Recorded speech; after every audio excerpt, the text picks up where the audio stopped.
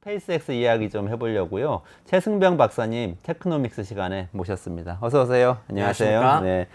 아이고 AI 반도체 이야기 해주셨는데 굉장히 네. 깊이가 있어서 많은 분들이 또 배워간다고 말씀을 하시는데 오늘은 또 우주 이야기를 해보겠다 이렇게 요즘 하도 말씀을 AI 얘기 많이 하니까 조금 이제 약간 질리시는 면도 있겠죠. 그래서 좀 우리 더 원대한 우주에 대해서 좀 얘기를 해볼까 합니다. 스페이스X가 네. 일론 머스크의 회사잖아요. 근데 우주 유형 최초로 민간인 우주 유형을 가능하게 하려고 우주선을 발사했다 이 얘기가 나왔는데 이걸 딱 들으니까 그럼 우리도 그 우주 유형하고 이렇게 우주 여행할 날이 갑자기 다가왔나 이런 생각이 좀 네. 들었어요. 어떤 거죠 이게?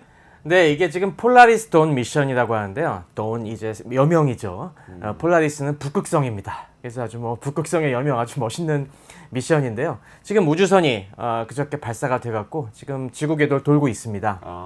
이미 이번에 민간 우주 비행사 4명이 여기 타갖고 이제 이번에는 우주 유형을 실제로 시도해보는 이 준비를 하고 있습니다. 우주 유형을 시도해 본다고. 우주 유형이랍니까? 영화에서 나오는 우주선에서 우주인들이 밖으로 나와서 이렇게 수영하듯이 맞습니다. 하는 거예요? 우리 영화 그래비티 기억하시죠? 맞아요. 네네. 네. 이 그래비티 보시면은 물론 거기서는 허블 우주망원경을 고치는 미션이었지만은 이렇게 막 우주복 입고 나서 이 우주 공간을 멋있게 떠도는 그 영화 보고서 나도 한번 해보고 싶다 그런 생각 가지신 분 많았을 텐데요.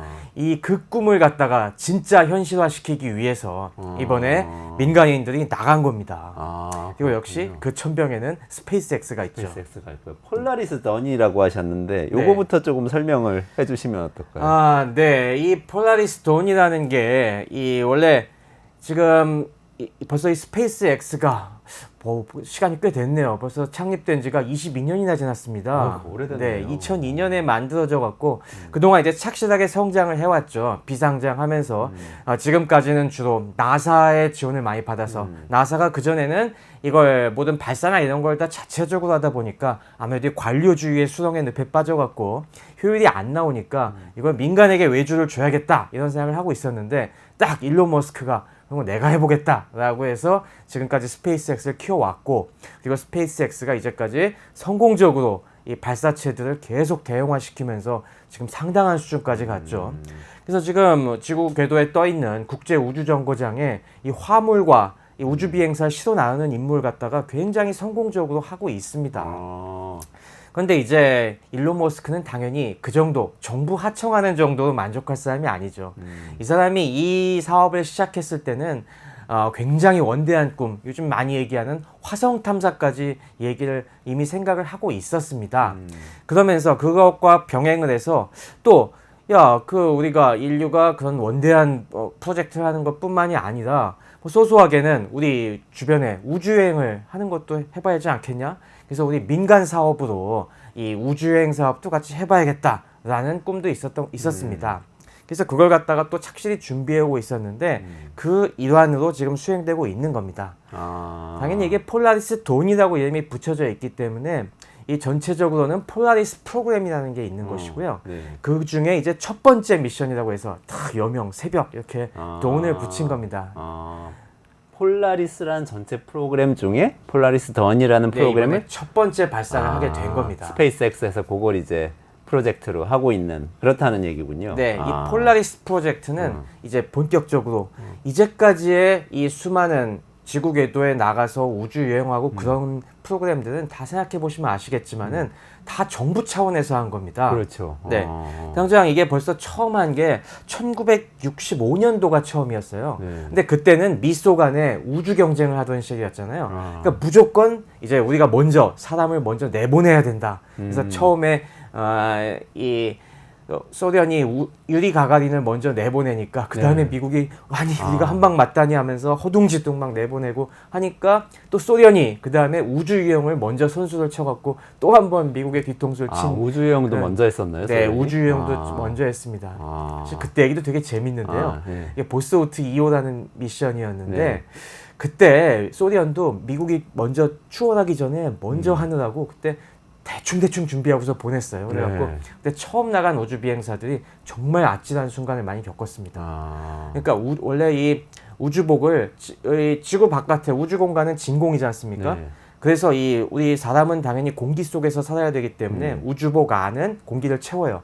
근데 이게 충분히 이 우주복을 단단하게 만들지 않으면은 이게 지구 바깥으로 나가면 압력이 낮으니까 부풀어 오릅니다. 아, 그래서 그렇겠네요. 처음 미션에서는 이게 갑자기 나가니까 우선 이 우주복이 부풀어 갖고 이 소련 우주 비행사가 이거 다 막 움직이지도 못하고 아둥바둥 하다가 그 당시엔 다행히 이 카메라 해상도가 낮아 갖고 사람들이 그걸 잘 몰랐었는데 그게 그러다가 나중에 들어올 때도 걸려 갖고 이게 빵빵하게 부풀어서 아, 우주선에 다시 들어올 때 너무 커져가지고 네, 나간 이게- 문으로 들어오기 어렵게 된 그런 상황이었나요? 네, 그래갖고 이 압력을 갖다가 비상으로 빼버렸어요, 그걸. 그래갖고 잘못하면 아이고. 죽을 수도 있는, 그럼 진공 상태에서 죽을 수도 있는 위험을 무릅쓰고 겨우 그런 임기응변을 통해서 겨우 살아 돌아온 그런 일도 있었습니다. 야, 정말 아찔하네요. 네, 근데 이제 그런 시대는 지나고, 네. 야, 우리가 그런 경쟁의 시대가 아니라 진짜 인간의 이 꿈을 만족시켜주는 그런 이 우주여행의 시대를 열어보자라고 해서 이 순수 민간인 우주 비행사들로만 이루어진 이런 유인 미션을 갖다가 수행하고자 하는 것이 이번 폴라리스 이 프로젝트입니다. 아, 그렇군요. 그러니까 미소 경쟁 하던 시기는 이미 뭐 1990년대 끝난 거잖아요. 아, 네, 뭐 그러면 이미 한참 지났죠. 그 다음에는 사실은 국가 간 경쟁이 아니라 점점 민간에서도 해보자는 분위기로 오는데 2002년에 설립한 스페이스X가 굉장히 큰 역할을 하고 있는 그런 상황인 건가요? 그렇죠. 이제 스페이스X가 그런 쪽에 대해서 계속 우리 스페이스의 지금 업적들을 보면은 예전에 로켓을 한 번 쓰고 버렸지 않습니까? 네네. 근데 요즘 스페이스 엑소는 로켓 보면은 한 번 쏘고 이게 다시 돌아오잖아요. 네. 역추진을 해갖고 다시 싹 돌아와서 재사용할 수도 있게 되고, 그러니까 비용 효율적이 돼가고 있기 때문에 점점 이 우주로 뭔가를 날려보내는 우주 발사체 코스트가 낮아지고 있습니다. 그러다 보니까 이제는 야 이렇게 되면은 우주 비행의 경제성도 확보할 수 있겠네 이 수준이 된 것이고 그렇군요. 이제 그만큼 이게 무르익어서 또 이 우주 나사에 하청을 하면서 입증된 이런 발사체들을 한번 여기다 써보는 겁니다. 이제 직접 사업으로 해본다 이거죠. 네. 근데 일론 머스크가 요즘 미국 대선 때문에 뭐 입길에 많이 오르기는 하는데 그래도 대단한 프로젝트를 하기는 하고 있네요. 역시 일론 멀티태스킹 머스크가 엄청 잘하는 모양입니다. 이분이 주도한 건가요, 그러면? 그런데 사실 이 폴라리스 프로그램 같은 경우는 또 한 명의 중요한 인물을 이해해야 됩니다. 아, 그래요? 네, 그게 유명한 또 제레드 아이작맨이라는 그런 사업가입니다. 아이작맨. 네, 이름 들어보셨습니까? 가물가물한데 들어본 것 같긴 하고 네. 그렇게까지 유명한 것 같진 않고 그러네요. 아, 저도 이 이름 듣고서 옛날에 저도 뭔가 기억이 나갖고 보니까 옛날에 제가 직장에 있을 때 보고 썼었던 기억이 나는데 이 사람도 되게 좀 독특한 인물입니다.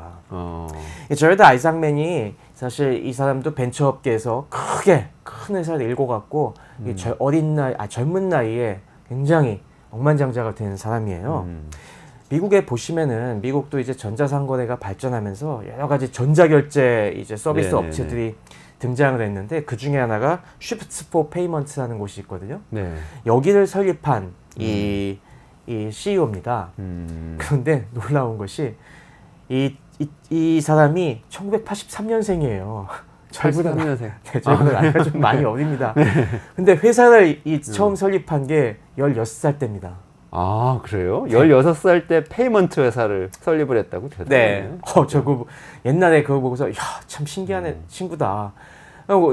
고등학생 시절에 그때가 딱 언제냐면은 1999년 인터넷 붐이 막 이제 그러네요. 시작되던 때예요. 닷컴 버블 때네요. 네, 미국이 그 당시만 해도 전자상거래에 관련된 인프라가 잘 안 돼 있었어요. 그 중에서도 이 페이먼트가 되게 불량했었죠. 근데 그런 상황에서 인터넷 붐과 함께 야 이제 간편 결제 시대다. 뭐 쉽게 소상공인들도 저렴하게 이런 카드, 신용카드 서비스를 할 수 있도록 그런 플랫폼을 만들어야겠다라고 해서 설립한 곳이고요. 이게 그때 대박을 쳐갖고 돈을 굉장히 많이 법니다. 근데 역시 미국의 사업가들은 확실히 우리나라랑 좀 다른 게 있는 것 같아요. 이렇게 돈을 번 다음에 이 아이작맨이 그 다음에 아무래도 젊은 나이에 성공하면은 우리나라 같으면은 그 돈 갖고 부동산을 산다든가 뭐 하면서 편하게 살 것 같은데 이 친구는 덕질을 합니다. 무슨 덕질이냐면 무슨 덕질이죠? 항공 덕질을 합니다. 아무래도 그래서 미국이다 연결이 보니까 되는구나. 미국에서는 뭐 자기 이제 조종 면허 같은 거 많이 쉽게 딸 수가 있잖아요.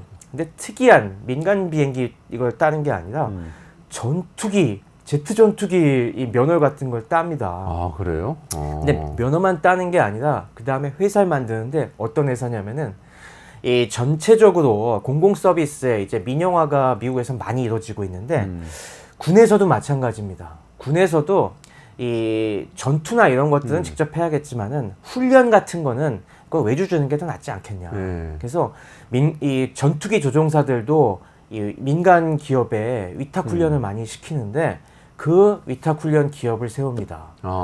근데 그러려면은 아무래도 전투기를 조종할 수 있어야 되니까 진짜 제트 전투기를 회사가 갖고 있어야지 그 서비스를 할 거 아닙니까? 그래서 얘가 회사를 갖다가 드라켄 인터내셔널이라는 회사를 설립하는데 그러고 진짜 군용 제트 전투기를 많이 사놓습니다. 그러면 이분이 그때 비행을 배워가지고 이번에 우주선 타고 나간 거 아니에요? 아, 그렇죠. 장면이? 그러면서 이 사람이 연결이 되는 거네. 네. 그러면서 이 사람이 항공 쪽에 와 진짜 항공 덕후로서 진짜 성덕이죠. 성공한 덕후로서 한 다음에 근데 이 사람이 이 제트 전투기 갖고 만족을 못하는 거예요. 아무래도 역시 사업가들은 그런 뭔가 더 높은 도전에 아드레날린 중독이 있나 봅니다. 그러다 보니까 야 내가 뭐 더 할 게 없을까라고 했을 때 우주에 눈을 돌린 거죠. 제트 전투기에서 또 우주선으로 가는 네. 거구나. 한 단계 이제 업그레이드를 해갖고 이제 우주덕이 된 겁니다. 그러면서 이 사람이 이제 한 것이 이 2021년에 그때부터 나는 우주로 나가고 싶어. 그래서 한번 판을 벌려보자. 일론 머스크 형님한테 한번 부탁해서 해보자라고 해갖고 마침 일론 머스크도 이 민간인을 우주로 보내는 걸 하고 싶었는데 원래 일론 머스크도 페이팔로 성공한 다 비슷한 업계에서 했지 않습니까? 그러니까 이제 그래, 그러네요. 우리 같이 해보자 라고 해갖고 그 당시에 이 처음 우주 프로젝트를 했어요. 그래서 그 당시에 인스피레이션 4라는 단발성 프로젝트를 갖다가 합니다. 이거는 어떤 자선 사업 비슷한 걸 같이 해갖고 자선 이벤트 같이 비슷하게 해갖고요. 민간인 4명으로 구성된 이 당시 스페이스X가 이 유인 우주선을 처음 만들기 시작했는데 이게 이름이 드래곤입니다. 드래곤 우주선인데 이게 종류가 두 가지 있어요. 크루 드래곤이랑 그러니까 이거는 말 그대로 사람을 시연하는 거, 카고 드래곤 또 화물을 시연하는 거 이 두 가지가 있는데 이 크루 드래곤을 이용을 해서 이 민간 순수 우주 비행을 해보자. 그래갖고 이것도 처음입니다. 이런 훈련받은 이 군인이나 이런 나사 같은 공공기관의 우주 비행사가 아닌 순수한 민간인들로만 크루를 구성해서 나간 게 이게 처음입니다. 그 2021년에 인스피레이션 4에서 그렇게 했다는 거군요. 그러면서 그때 막 모금 활동도 하면서 이거는 자선 활동입니다. 그래서 이거 여기서 모인 기금은 이 소아과 병원을 지원하는 데 쓰입니다라는 그런 걸 해갖고 그래갖고 뭐 민간인들 그래서 이 PA, Physician Assistant라고 하죠. 그런 병원 사람들도 막 태우고 그래갖고 상당히 큰 이벤트로 했었고요. 여기서 반응이 괜찮으니까. 그리고 또 여기서 또 아이작맨이 한번 우주를 나가보니까 역시 또 흥분을 했는지 또 나가고 싶어. 그때 그 크루에 포함됐던 네, 거지? 그때도 아이작맨이 탔었죠. 그때 돈은 많이 모였나요? 그 기부 그때 돈 많이 소아병원. 네, 그때 원래 1억 달러 모으는 게 목표였는데 2억 4,300만 달러인가 모았습니다. 와, 사람들이 진짜. 물론 아이작맨이 1억 2,500만 달러 냈어요. 본인이? 본인이 일단 1억 달러 내고 1억 달러면은 그게 1,400억 원. 1,500억 원 이상을 냈죠. 그래서 본인부터 딱 내고 그러니까 이 일론 머스크도 가상한 거 타면서 나도 낼게 하면서 5,500만 달러 내고 그러니까 이제 딴 사람들도 한 5천만 달러 정도 민간에서 모아갖고 딱 그렇게 자선활동 멋있게 이거는 했죠. 진짜 덕질이네요. 돈 많이 번 사람들의 덕질. 나 맞습니다. 1,500억은 낼 테니까 우주선 한번 탑시다. 뭐 이렇게 된 셈이. 근데 또 이제 본인만 그렇게 하면 욕을 먹을 테니까 너 혼자 그러냐 하니까 같이 그렇게 자선 행사를 연 거죠. 그래서 무사히 잘 갔다 온 건가요? 네, 그때 무사히 잘 갔다 온 다음에 그래서 와 이거 되겠다라고 해서 곧장 그 다음에 2002년에 이 아폴로 프로그램이 발족이 된 겁니다. 2022년이요? 2022년이죠. 2021년에 이 인스피레이션 4가 나가고 바로 나가려고 했는데 근데 이때부터는 뭔가 좀 이거 진짜 우주 이 관광을 위해서 제대로 준비해 보자라고 이제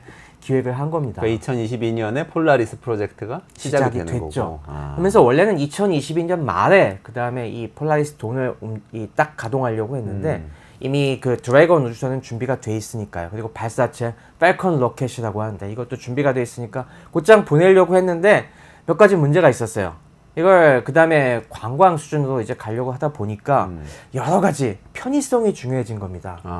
우리 예전에 보시면은 우주 비행사들 나사의 우주 비행사들 나가는 거 보시면은 이 우주복이 굉장히 이제 벌키하잖아요. 네네. 이렇게 막 둔중하고 맞아요. 아무래도 좀 움직이기 좀 불편하고 한데 관광객이 그렇게 막 이걸 옴싹달싹하기도 힘들고 이 중간에 이 소변 이런 거 처리하기도 힘든 그런 옷 입고 싶겠어요. 입고 벗기도 힘든 거. 그러니까 좀 편하게 뭔가 좀 만들어 보자 하면서 굉장히 연구를 많이 했습니다. 그러면서 이번에도 뭐 공개된 우주복 보시면은 정말 그 아주 그럴듯하게 만들었어요. 이 막 이 딱 나오는 게 우리 왜 SF 영화 같은데 보면은 굉장히 그 스키니한 그런 우주복들 입고서 패셔너블한 거 입고서 막 다니는 걸 우리 기억하실 텐데 이번에 그것과 굉장히 유사하게 됐습니다. 이런 거 준비하느라고 시간이 거의 한 2년 가까이 지연된 끝에 이번에 지난 이틀 전에 발사를 한 겁니다. 그렇군요. 그러면은 지금 그 처음에 2022년 말에 비행할 예정이었던 그 우주복 설계 제작하고 뭐 로켓 준비하고 했던 것들이 지연돼서 이번에 발사를 했다는 거잖아요. 그렇죠. 그때 세트가 다 지금은 준비가 된 거예요? 네.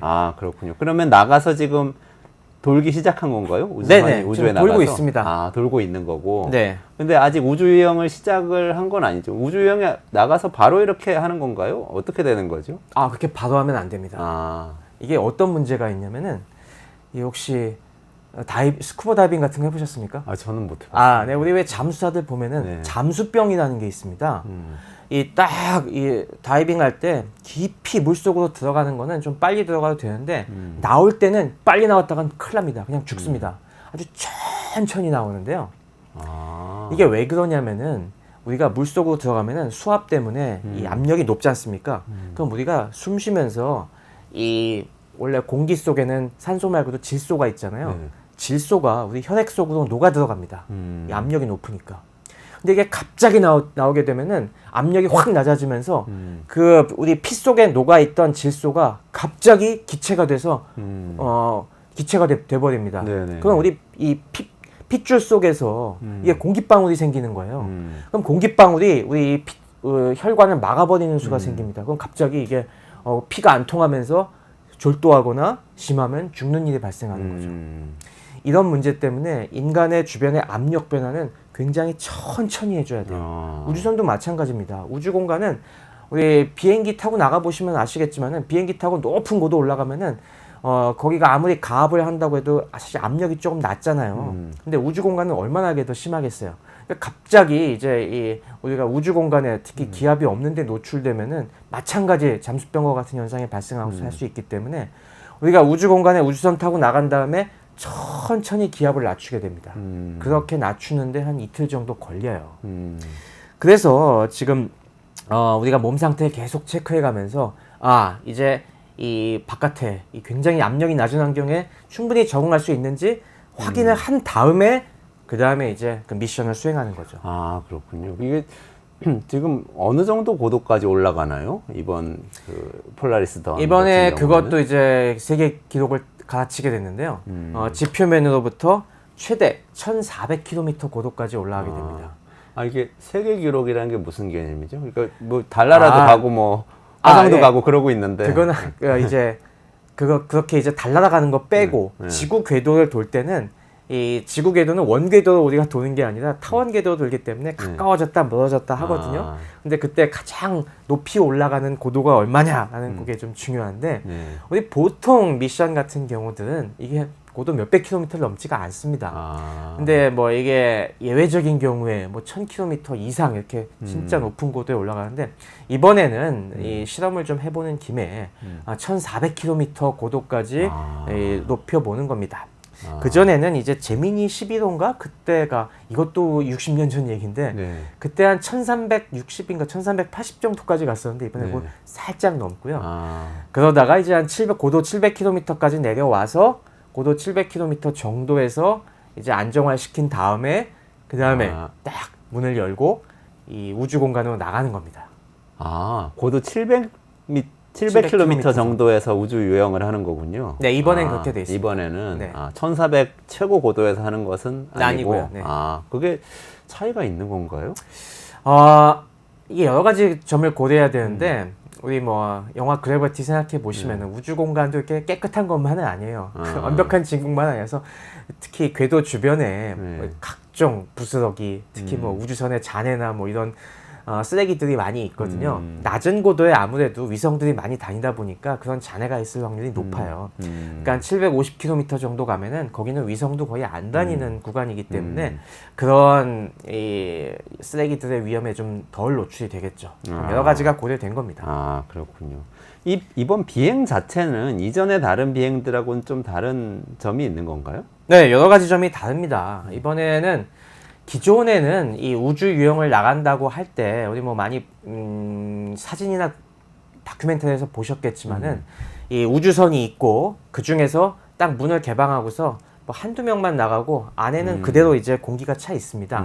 원래 우주선은 이 중간에 에어락이라는 중간 장치가 있어요. 그래서 이 에어락에 들어가서 이 안에 문을 닫고 바깥의 문을 열어갖고 이제 공기를 다 뺀 다음에 그 다음에 나가고 다시 들어올 때도 그 에어락으로 들어와서 문 닫고 거기다가 공기를 채운 다음에 그 다음에 안으로 들어오는 이런 중간 과정인데 이번에는 그렇게 안 합니다. 이번엔 그렇게 안 하고 에어락이 따로 없고 그냥 문을 열고서 선체 내부를 갖다가 다 완전히 진공으로 만들어 버립니다. 그래요? 이것도 여러 가지 이유가 있는데 이 외부 우주 유영 미션은 약간 좀 난이도가 있는 거기 때문에 한꺼번에 사람들을 다 내보내기가 좀 부담스럽습니다. 그래서 이제 이번에도 4명 중에서 2명만 내보내는데 이게 근데 앞으로 우주여행을 간다고 생각해 보세요. 우주여행 다 이제 모두가 다 유영하고 싶을 텐데 근데 우주 유영까지 하기 신체에 좀 적합하지 않은 사람도 있고 그렇지만은 그래도 왜 우주공간 나가면 모두 상상해 보는 진공 속에서 이제 막 둥둥둥 떠다니면서 하는 그 경험은 해보고 싶잖아요. 그러니까 이 선체 내부까지 다 진공으로 만들어 갖고 몇 명은 상태가 좋은 사람은 바깥으로 나가고 상태가 안 좋은 사람은 그 선체 안에서 좀 안전한 데서 그런 좀 체험을 해보는 아무래도 그런 게 다 고려된 게 아닌가 싶습니다. 아니 다시 공기를 채우는 거는 간단한 건가 보죠? 물론 뭐 그 공기를 채우려면은 그만큼 공기를 보충할 수 있는 탱크가 필요하죠. 근데 이번 이 드래곤 우주선은 그런 공간이 충분히 준비가 돼 있어 갖고 그런 식으로 선체 공기를 한 번 다 뺀다고 하더라도 그다음 문 닫고 다시 채울 수 있는 그런 공기가 충분히 있습니다. 그러면 아이장맨은 이번 계기로 정말 덕업일치를 완전히 이루는 사람이 되겠군요. 진짜 성덕 중에 성덕이죠. 덕후질을 해가지고 결국엔 우주 비행을 직접 하고 그게 이제 스페이스X 프로젝트는 또 사업으로도 연결이 되잖아요. 일론 머스크한테는 사업이 되고 이런 거네요. 그렇죠. 그러니까 이번이 아무래도 처음이다 보니까 다양한 실험을 합니다. 이게 아무래도 우주 공간에 나가는 거는 굉장히 위험이 또 많이 있습니다. 이게 뭐 인간의 몸에도 상당한 부담이 돼요. 이 당장 많이 들어보셨겠지만은 고도가 높아지면 높아질수록 우주 방사선에 많이 노출됩니다. 그래서 그리고 또 아무래도 이런 무중력 상태에 나가면은 지구와는 굉장히 다른 환경이기 때문에 인간의 이 체액 순환이라든가 이런 것이 좀 교란을 받습니다. 그래서 우주에 한번 나갔다 오면은 이런 방사선 노출에 의한 효과, 이런 체액 교란에 의한 효과 뭐 등등등이 그래서 신경계도 교란을 받아갖고 실제로 이런 증상도 있어요. 우주 비행사 우주 나갔다 온 사람 중에 한 20% 정도는 시력 저하로 고통을 받습니다. 그래요? 눈이 쌩쌩하던 사람이 근시가 돼요, 막. 이게 막 그렇죠. 신경계가 교란되고 이런 뭐 아무래도 생체 순환이 좀 불순해져 갖고 이럴 거라고 예상을 하는데 이런 효과들, 몸의 변화들도 다 이번에 모니터링을 하고 이런 좀 여러 가지 미션에 대한 프로토콜들을 한번 이게 진짜 몸에 무리가 안 가는지 한번 종합 테스트를 같이 해보는 거죠. 그야말로 이번엔 근데 새벽 프로젝트니까 폴라리스 폴라리스 새벽이잖아요. 그러니까 이게 진짜 우리 같은 일반인이 우주 여행을 하기까지는 시간은 많이 걸리겠죠? 그래서 이 폴라리스 프로젝트에서 이 돈 말고 2번 더 하기로 지금 돼 있습니다. 그래서 그래요? 2, 3까지 한 다음에 거기까지 나오는 결과를 보고서 야 이거 별 이상 없고 뭐 충분히 되겠다 싶으면은 그때 이 본격적인 상품을 준비하겠죠 아마. 3번 하고 바로 상용화할 수도 있다. 네, 뭐 그거는 미지수지만은 그거는 뭐 만약에 갔다 온 사람 중에 심각한 문제가 생겼다고 하면은 그다음 뭐 안전 조치를 강구해야 되겠지만은 일단은 한번 3번까지 해보자. 아, 그리고 이 아이작맨은 3번 다 나갑니다. 아 진짜 성덕. 우주여행 마음껏 해보는. 네, 나머지 3명은 계속 갈아치우는데 83년생 MZ세대. 네, 본인은 계속 나갑니다. 그렇군요. 얼마나 우주에 아. 이제 푹 빠졌는지 알 수가 있죠. 그 저번에 강정수 박사 나오셔가지고 네. 우주 경제 얘기하면서 스타쉽 얘기 한번 했거든요.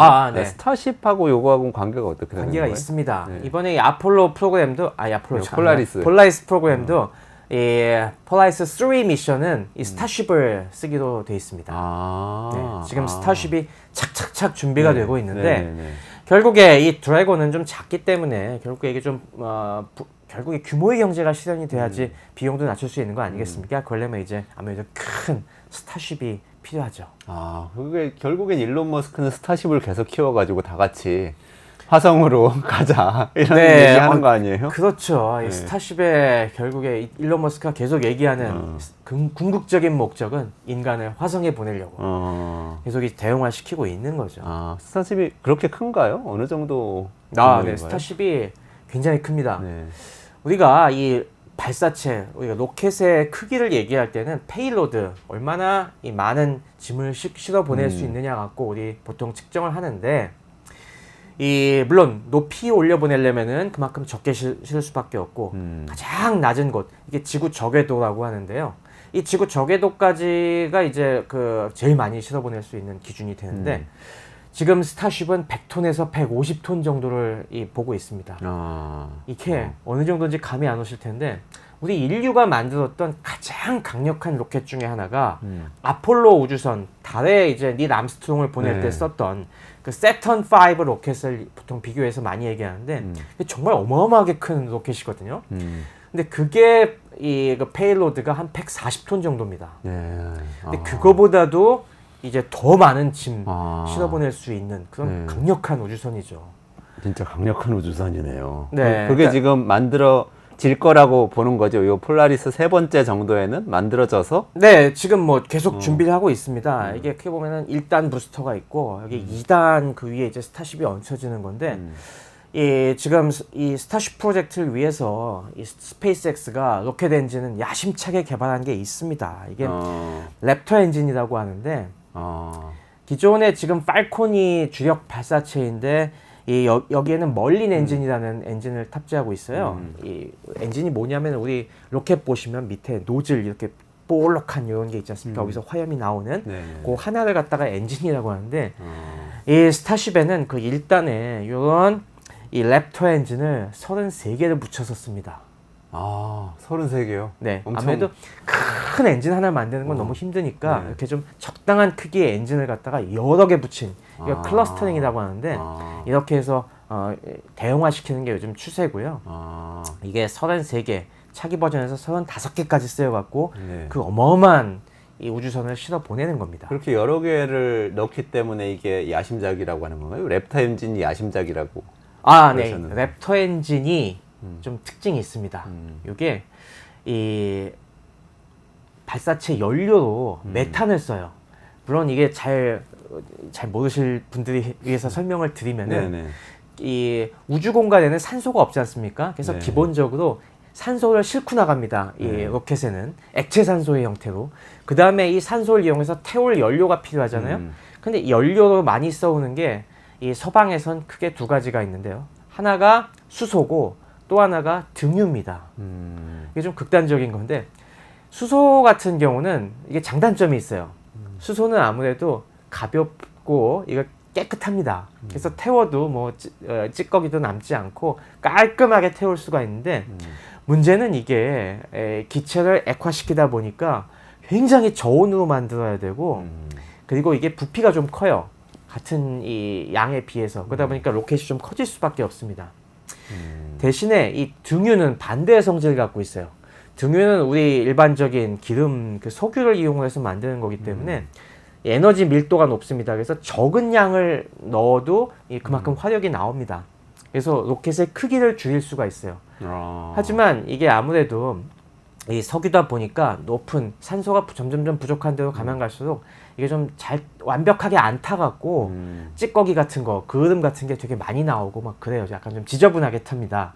그래서 보통은 이 저고도에서 1단 로켓 같은 데서는 등유를 쓰고 이제 고고도로 가면 갈수록 이런 깨끗하게 잘 타는 수소를 쓰는 이런 방식으로 많이 써왔는데 요 메탄은 딱 중간 성질을 갖고 있습니다. 그래갖고 이게 적당히 깨끗하면서도 이제 적당히 이제 크기를 줄이는데 좋은 이런 걸로 해서 최근에 각광을 받고 있어요. 그래서 왜 우리가 또 이런 식으로 요즘 성덕 중에 한 명이 바로 제프 베조스지 않습니까? 아, 네. 제프 베조스가 블루 오리진 만들어갖고 거기도 열심히 로켓 엔진 만들고 있는데 네. 거기서 이 메탄 연료 로켓을 처음 채용을 했어요. 엔진을. 이 일론 머스크도 그래서 이걸 멀린 엔진을 메탄으로 만드는데 근데 사실 메탄을 쓴 더 중요한 이유가 있습니다. 이 머스크는 이 결국에 스타쉽을 화성으로 보내는 게 목적이잖아요. 그렇죠. 화성 이주하려고. 그런데 이 생각해 보시면은 화성에서 우리가 돌아와야 되잖아요. 네, 네. 근데 돌아오려면은 우리가 왕복 연료를 다 싣고 가면은 너무 많이 짐이 많지 않습니까? 네. 근데 이 화성에서 석유 난다는 얘기 들어보셨습니까? 석유 없잖아요. 네, 없겠죠. 그리고 거기서 수소 이제 압축하기 쉽지 않을 텐데 근데 탐사를 해보니까 화성에는 메탄은 있을 확률이 되게 높습니다. 아. 그러니까 궁극적인 생각은 화성에 편도 연료만 싣고 가서 네. 거기서 메탄을 캐갖고 그 메탄을 채워서 이 다시 오는 이런 것까지 이제 생각하느라고 메탄 연료 로켓을 만들었다 이런 얘기가 있습니다. 아, 그럼 아마존의 제프 베조스도 그런 생각을 한 건가 혹시? 제프 베조스는 아직 화성까지 노리진 않고 있지만은 하여튼 메탄이 요즘 그렇게 각광받는 연료라는 것도 토막상시고 알아두시면 좋을 것 같습니다. 근데 바로 이 스타쉽이 언제쯤 나온다는 거죠? 지금 어떤 상태인 거죠? 스타쉽은 일단 약속해 놓은 게 있습니다. 지금 미국에서 다시 우리 미국 우주 비행사를 달에 보내겠다. 다시 아폴로 계획을 부활시켜갖고 우리 미국의 자존심을 올리겠다. 이런 아르테미스 계획을 하고 있습니다. 미국 국가에서 하는 건가요? 국가에서 하고 네네. 있습니다. 그래서 다시 유인 우주 비행기 계획을 하고 있는데 이게 스테이지가 1, 2, 3, 4로 나눠져 있어요. 1은 일단 무인 우주선을 보내갖고 이제 잘 되나 보는 거고 두 번째 아르테미스 2는 2단계는 유인 우주선인데 착륙은 안 하고 가서 이제 한번 돌고 오는 거. 세 번째 단계가 사람을 싣고 가서 착륙까지 하는 건데요. 이 세 번째 미션의 우주선으로 스타쉽이 지금 채택이 돼 있습니다. 아, 이미 되어 있어요? 네. 아. 이게 지금 예정이 2026년 하반기인데 네. 그러니까 일단 스타쉽이 2026년 하반기까지는 나와야 되는 거예요. 그러니까 그렇겠네요. 납기가 딱 정해져 있습니다. 아, 그러네요. 물론 우주 계획이라는 게 항상 가변성이 많아갖고 이게 또 여러 가지 지연이 될 수도 있는데 일단은 빠르면 2026년도에 이 스타쉽을 타고 인간이 다시 달에 착륙하는 모습을 보게 될 겁니다. 내후년 말이잖아요. 네. 얼마 안 남았네요. 그래서 지금 이 스타쉽이 지금까지 이 완벽하게 조립된 상태로 그러니까 인투레이티드 테스트라고 하는데 이게 4번 시행을 했습니다. 이제 올 이 연말까지 한 번 정도 더 할 것 같습니다. 그래서 내년까지 이제 계속 이 스타쉽의 테스트를 좀 해보고 그리고 이제 내년 이제 중후반 되면은 2026년까지 이걸 쓸 수 있을지 못 쓸지 그게 좀 결정이 나겠죠. 그러면 지금 폴라리스하고 스페이스X가 꿈꾸고 있는 그 화성까지 가는 스타쉽 프로젝트하고 이렇게 연결고리가 어느 정도는 이해가 되는데요. 네. 근데 지금 우주 유영을 하러 나간 거잖아요, 폴라리스 던은. 네네. 이것하고 지금 스페이스X가 꿈꾸고 있는 이 화성으로 이주하는 프로젝트하고는 연결점이 어떻게 되는 거죠? 아무래도 이제 버라이어티하게 하는 거죠. 아무래도 화성은 굉장히 리스크가 큽니다. 그래서 화성을 처음부터 민간인이 가는 건 되게 거의 힘듭니다. 이거는 정말 내가 한번 가서 돌아오지 못할 수도 있다.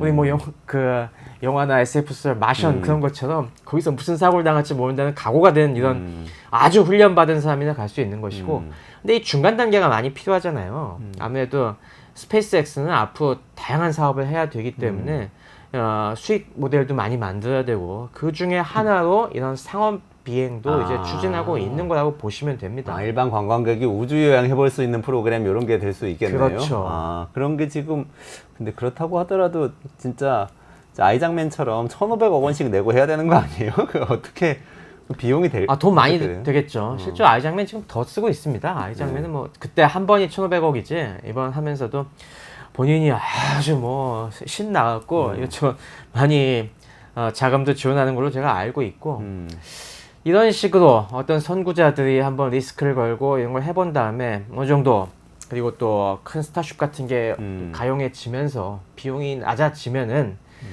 그 다음부터 코스트 다운이 본격적으로 되겠죠. 지금 비용 얘기가 좀 나오고 있나요? 지금 이미 상업용 우주비행 시도한 데 여러 군데 있지 않습니까? 물론 네네네네. 뭐 지금 대표적인 게 버진 갤럭틱이라든가 네네네네. 아니면 제프 베조스의 블루 오리진 같은 경우 네. 그런 경우는 일단 우주를 체험해보는 한번 슉 나갔다가 바깥에 우주공간 한번 쓱 보고 다시 돌아오는 그거는 유형은 안 하잖아요. 유형은 그냥 안 하고 그 정도인데 네. 지금 그 정도 관광이 목표로 하는 게 대략 한 100억 언더 100억 언더 정도 비용을 지금 목표로 코스트 다운을 계속 아이, 하고 그럼- 있습니다. 그러면 그 갈 수 있는 사람이 진짜 그런 갑부 아니면 안 되는데. 근데 세상에 갑부가 생각보다 많죠. 아. 전 세계 억만장자가 몇 명 정도 있을 것 같습니까? 그렇군요. 그러면 그렇게 100억 정도 가지고도 비즈니스를 할 수 있을 거다고 생각하고 지금 이 회사들은 추진하고 있는 건가요? 물론 뭐 계속 장기적으로 코스트 다운을 네. 생각해서 뭐 한 10억대 정도까지 낮추는 걸 목표로 하겠죠. 10억 근데 뭐 정도까지. 초기 비용은 한 100억대 그래서 쭉 낮추는 건데 100억대만 해도 사실 뭐 억만장자들 중에는 그러니까 빌리어네어들 중에는 전 세계 뭐 빌리어네어들이 몇만 명 몇천 명 정도 오르겠죠. 몇천 명에서 뭐 몇만 명 정도 있을 텐데 그 중에서 뭐 한 1% 정도만 한번 내 죽기 전에 한번 이런 거라도 해보고 가자. 뭐 돈 싸들고 천국 갈 것도 아닌데 뭐 지옥 갈 수도 있고. 그러면은 충분히 어느 정도 초기 네. 고객은 나올 것 같고요. 그리고 뭐 한 10억대 되면은 한번 서울 아파트 한 채를 팔아서 네, 서울 아파트 한 채 팔아서 해볼까? 이런 생각 가진 사람 분명히 많이 나오지 않을까요? 그러면은 이거 산업적으로 전망을 해보면 어떨까요? 지금까지는 처음에 말씀 주신 거는 우주로 가는 거는 지금까지 국가가 주도해서 해왔다 이러셨는데 지금 네. 스페이스X가 이 폴라리스 프로젝트 하는 건 민간이 주도해서 하는 거고 나중에 돈도 벌겠다는 거잖아요. 그럼 이 우주 그렇죠. 산업 자체가 전망이 좀 좋은가요? 어떻게 보세요? 저는 이런 식으로 어떤 탑 티어에서 선구적으로 하는 거는 분명히 수요가 있다고 봅니다. 그리고 뭐 이 스페이스 X 같은 경우 보면은 지금 이미 스타링크 어마어마하게 띄워놓지 않습니까? 이번에 아폴로 폴라리스 이번 미션에서도 스타링크와의 연계라든가 이런 것까지 다 지금 테스트하는 그런 이 세부 미션들이 포함이 되어 있는데요. 이런 스페이스 X나 소수의 이 선진 탑 티어 기업들은 분명히 이걸로 수익을 낼 겁니다. 그런 분명한 수요들이 아무래도 항상 명품 시장이 따로 있듯이 이 민간 중에서도 그런 초 럭셔리 이런 상품이지 않습니까? 이런 수요들이 분명히 있으면서 될 것이고 또 아까 얘기했듯이 우리가 우주라는 공간을 갖다가 다양한 여러 가지 우리 에너지 효율이라든가 뭐 장차 이 지구의 기후 위기 시대에 뭔가 그걸 타개하기 위해서는 이런 우주로의 개척이 좀 더 많이 필요한데 그런 공공의 또 수요가 있기 때문에 그런 공공 수요를 이 수주에서 할 때는 확실히 이번에도 많이 사람들이 느끼는 것이 야 이게 민간의 효율이라는 게 무시할 수 없구나. 그러네요. 공공이 하면은 안 되던 게 민간이 그 사업가의 마인드로 하니까 이게 쭉쭉쭉 나가는 걸 보고서 확실히 이런 쪽에서 앞으로 민간이 차지할 부분들이 적지 않다는 건 분명하고요. 그런 면에서 어느 일정 부분은 밝은데 한 가지 염려되는 부분들은 이게 지금 우리나라도 지금 우주 산업 여러 가지 지금 스타트업들이 있습니다. 네네네. 실제로 코스닥에 네. 기술 특례 상장한 기업들도 있고 네네네. 이런 소국들의 이런 그만저만한 이 기업들까지 이게 떡고물이 떨어질까? 이쪽 기업들까지 골고루 성장할 수 있을 정도의 큰 산업이 될까 하는 부분에서는 사실 아직 잘 모르겠습니다. 그러게요. 우리도 우주청을 만들고 네. 정부에서는 뭔가 우주 경제에 뛰어들어 보겠다고는 하는 것 같은데 머스크나 아이작만 같은 사람은 우리나라에 없는 것 같아요. 그렇죠? 이렇게 네. 돈 많이 벌었는데 부동산 사가지고 뭐 이렇게 지내는 게 아니고 나는 그 다음 덕질을 향해서 가겠다. 그리고 그걸 산업으로 만들어내. 이거 좀 부럽네요. 이게 중요한 점을 말씀해 주셨는데 두 가지가 결합돼야 되는 것 같습니다. 아무래도 처음에는 공공이 마중물 역할을 해야 됩니다. 이게 민간 수요가 전혀 발생하지 않기 때문에 그만큼 공공 부문이 커갖고 많은 돈을 퍼부어서 민간 기업이 수익성을 확보할 때까지 도와주는 그런 맷집이 있는 공공 부분이 필요하고 그 다음이 진짜 사업가들도 이런 식으로 정말 꿈이 있는 원대한 앙트프레니어십을 발휘하는 사람이 필요한 겁니다. 말씀해 주신 것처럼 돈 벌어서 자기 안락하게 사는 거에만 만족하지 그러네요. 않고 야, 돈 벌었으니까 더 원대한 진짜 이 우주 스케일의 미션도 한번 해보고 싶어 라는 이런 야성적 충동을 가진 사람들이 야성적 충동. 있어야 네. 확실히 되는 건데 우리가 그 두 분이 다 갖춰져 있는지 좀 약간